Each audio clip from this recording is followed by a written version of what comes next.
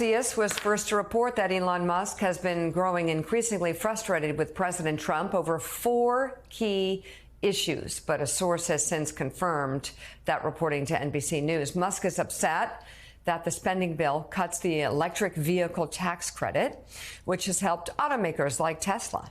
Musk also reportedly tried to stay at the White House past his 130-day limit as a special government employee, but the Trump administration turned that down. Sources say the White House denied his request to have the Federal Aviation Administration use his Starlink satellite system for air traffic control. And Musk's final straw happened on Saturday when the president withdrew the nomination of Jared Isaacman to be NASA administrator, someone Musk had been championing for the role. And Claire McCaskill, I'm curious what you think is going on here, or where this goes, or what Democrats perhaps could do in light of this. I would add that Elon Musk has lost a lot of money as well along the way. Yeah, I will not torture our viewers by singing, but breaking up is hard to do. And that is exactly what is going on here. And I think, Mika, on this show, a number of people that have joined us over the last 6 months have said, I'll give it 6 months. And that's exactly what it was, 6 months. It'll be interesting to see how this plays out. It'll be interesting to see if the Republicans who are scared of Musk money, how they will react to this. Because in the same time he was calling it an abomination, at the same time he was stating the obvious, he was talking about how he would go after people who voted for this bill. So stay tuned for that. And let me point out one thing in this bill that we haven't talked enough about. This is, if you distill it down to the essence, this is how nuts this is. This bill actually cuts funding to people who really need it, healthcare, rural hospitals, to give a tax break to gun silencers. Let that sink in for a minute. How many Americans are out there protesting, saying, I want gun silencers to get a tax break? That's some of the stuff that's buried in this abomination.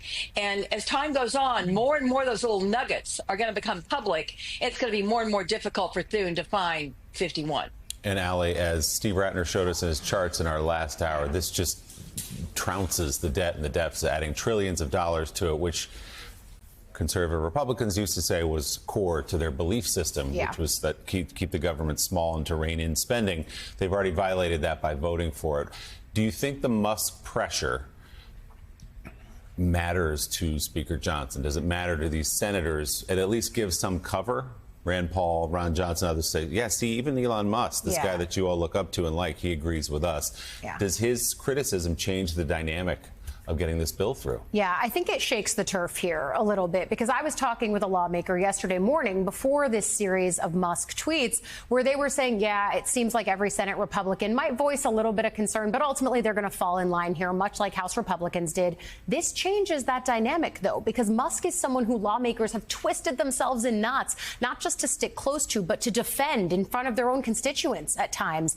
Now they're going to have to both use him as cover on the Senate side as they try to make changes here, but then also you're already seeing House Republicans who went along to go along come back and say, oh, wait, now I'm finding things in this bill like an AI provision, if you're Marjorie Taylor Greene, that I didn't actually read and I actually don't like. So this could give some renewed problems to Speaker Johnson, who already had to herd cats to get this passed the first time. Now the Senate has the momentum to make big changes, and the House can once again revive their claims. Oh, wait, if Senate Republicans get to still be fiscal conservatives, why can't we still do that too? I think this really does make the terrain a lot more rocky than it was first anticipated to be. Chris Matthews, you've seen a lot go on Capitol Hill across the years, but I want to ask you about one specific element of this latest flap between Elon Musk and the President of the United States. Given the president's nature and past behavior, are you struck by the fact that Elon Musk gets a hall pass for insulting the presidency and the bill that the president supports? And is it because Elon Musk has the largest wallet in the world? Well, I don't know about a hall pass, but I've noticed that the dump is being made by the White House people about all the reasons why Elon Musk did this, which all make him look like a small person. He's not looking like a good guy. He's looking like he's got a lot of gripes. But the fact is, Mike Johnson, whatever you think of the speaker, he tried to wire together this bill. He passed it by one vote, and that included very tough, big cuts and taxes for rich people, the standard deduction. Steve Ratner really went through it this morning. Huge amounts, not just the tips and the overtime. That's small potatoes. The big money is in the old tax cut from the first term of Trump, and, of course, this new standard deduction cut. It's an enormous amount of money, and it's all looking like it's being paid for so that they can cut Medicaid. And I'm telling you, one thing Trump has always promised, that he's not going to cut Social Security, Medicare, or Medicaid, and he's done it. It's in this bill. So it was so hard to get this thing wrapped up. Johnson said, I finally got it by one vote, and now Elon Musk has come out with a sledgehammer and is attacking it. It's already weak. I'm telling you, it's like in a crime. You look for the opportunity, you look for the motive. Trump wanted to give tax cuts to the rich, and he did it with Medicaid. And any Democrat that cannot run on that, whether it's Bucks County or Scranton or anywhere in the country, you can run on that issue and say, they took away your Medicaid and they gave it to the rich people. They did it because that's who they are. That's an easy argument. I remember Tip O'Neill won 26 seats with that argument back in '82. Democrats can win it again this time in 26. It's a big win for Democrats already, and I see where Hakeem Jeffries is jumping on Musk and as his new partner. We'll see how long that lasts. But I'm telling you, it's an amazing break for the president to have his best buddy, who's been out there with his kid sitting on his shoulders in the Oval Office, and he's come in and dumps all over the president's big, beautiful bill. There he is. I mean, he's his best buddy. But they're putting the trash out on him. They started putting the trash out on him last night. If you notice all that stuff you went through, of all the reasons why he's doing this, they all look small. He doesn't look like a rich guy. He looks like a small guy. And piggybacking on Chris's point, a couple of things here. First, you're right. The White House I was talking to people close to the White House last night. They're trying to frame this Musk's opposition as being very self-interested. It's his business dealings. It's his friend who couldn't get a NASA job, as opposed to actually larger concerns about the bill. They're trying to paint Musk as being smaller or selfish. This is also, it's interesting. We have not heard from President Trump himself yet. We'll see. He hasn't been in front of the microphone in a couple of days. To this point, he has held his fire. We'll see if that remains. Trump was up late last night using Truth Social to frustration about President Xi Jinping and how he hasn't been able to get a trade phone call yet. So we'll see if he erupts at some point. But Claire, let's talk now about your old home in the Senate. This was already, we heard from some senators in the Republican Party citing different reasons, including Josh Hawley on Medicaid, why they had a hard time with this bill. This was already going to be very complicated. Musk, in some ways, gives us some cover, I suppose, but we also now have some House Republicans, Johnson digging in on it, Marjorie Taylor Greene saying, wait a minute, we need to reevaluate it. In short, it's a mess. So how do you see this going right now in the upper chamber? Yeah, I mean, if somebody said I have to bet, I would say that most of the folks that are making noises will back down in one way or another, especially if they're given a fig leaf, some kind of little tweak that they can claim, well, that did it for me. This is a group that decided it was okay to put Pete Hegseth in charge of the military. So I don't have a lot of confidence that all of a sudden they're going to grow a backbone and say this is a mess. On the other hand, if there are 4, I predict there'll be 10 or 11. Once you get to the point where it's going to go down, you'll see a lot of rats jumping off that sinking ship and jumping on the no side. So what Thune really has to worry about is that 4th vote, because he's got 3 already that have shown they're not afraid of Trump, and some because they're not running again, some because they're from states where it helps them to be against Trump. But I think he's got Murkowski and Collins and McConnell probably are comfortable with a no. But that fourth one is tough. And if that fourth one happens, then you'll see the dominoes start to fall a little more. But I don't have confidence these guys will stand up and do the right thing. I would have bet money they wouldn't confirm Pete Hegseth or Bobby Kennedy, and look what happened. Yeah, they don't have a track record of standing up to Donald Trump, that's for sure. Let's talk about spending, Ali. Yesterday, the Trump administration sent Congress its request to claw back more than $9 billion in already approved spending. These are so-called rescissions. A rescissions package would be the first to codify the cuts spearheaded by Elon Musk and the Department of Government Efficiency. The package includes more than $8 billion in cuts in foreign aid and more than $1 billion in cuts for NPR and PBS. It also includes cuts to education and transportation programs, reproductive health, and funding for the World Health Organization, as well as millions in cuts for UNICEF and the U.S. President's Emergency Plan for AIDS Relief, famously known as PEPFAR, put into place by George W. Bush.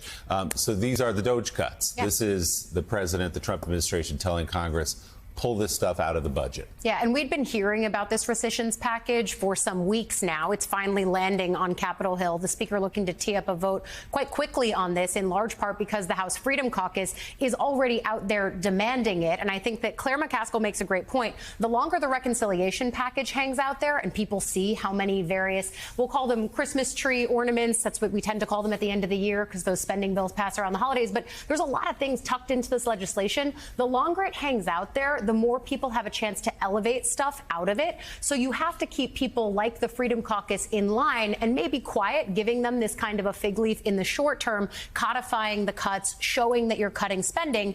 But it's appropriation season on Capitol Hill. The reason we're seeing all of these various secretaries come up there is because they're testifying for lawmakers to try to say, this is why I need the upcoming budget for the fiscal year that I need. Appropriators are now being asked to approve a future budget, and then also knowing that the budget that they just approved is now being clawed back by the administration to advance whatever policy goals the administration is trying to advance. So I had an appropriator on my show this morning who was saying, we don't really see why we should be approving future funding requests when you're just ignoring them anyway. And that's a clear tension point on Capitol Hill. Democrats have already been incensed by this. Will Republicans at some point start coming around? Because frankly, House Republicans have been hung out to dry here on a number of different issues, whether it's defending Musk and Doge, having to defend clawbacks in spending, and then also the fact that they already voted for this reconciliation bill. So no matter what form it passes in, they still have to defend this at the ballot box in whatever its original form was. Chris Matthews, what are the opportunities for Democrats here as these cuts are codified? A lot of people being hurt and America's influence perhaps waning. Well, you know, it's a case of business guys coming in, business people coming into government when they don't know what they're talking about. If you want to reduce the size of the debt or the deficit this year, $3 trillion, you're going to have to take action on entitlements. And nobody wants to do that politically. Nobody will ever want to do that. Nobody wants to cut Social Security, Medicare, Medicaid. Nobody wants to do that. It hurts you at home. So what do? They take a sledgehammer to things like Voice of America, and the Peace Corps gets cut, and PEPFAR.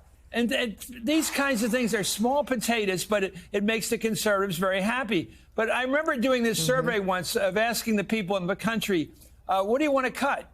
And everybody said foreign aid. Foreign aid is nothing. It's minuscule. And what do they want to protect? It's education. They do think intellectually about it, but the money doesn't add up. And I think that the Democrats have got to act. They're going to act where the real opportunity I see is where they're cracking with Trump. And that's where they're going back to their World War II and Cold War instincts about Russian aggression. And what I've seen in the last week is 80-some senators lining up behind Lindsey Graham and Dick Blumenthal to really try to stick it to Russia for what it's been doing to Ukraine. It's a real case of what they really believe. They really are Winston Churchill fans. They really do root for Zelensky. Lindsey Graham roots for Zelensky, not Zelensky. They don't root for Trump on this one. Trump's wrong on this. He's wrong about rooting for Russia. He's got this strange affection for Russia and Putin. And it's so weird. I think it's gradually going to crack open that the Republicans are still Republicans, that are not entirely MAGA crazies. And I think that on that front. And on Medicaid, I would say bet the House on the Republicans losing lots of seats over Medicaid. Bet the House on their true beliefs showing up about what they really think of Russia in terms of its nationalism and its aggression. These are real beliefs and political fears. They're going to lose maybe 20 seats in November next year because of Medicaid cuts, because Trump promised as recently as a week ago, I'm not going to touch it. And he's touching it. And he shouldn't be doing it politically.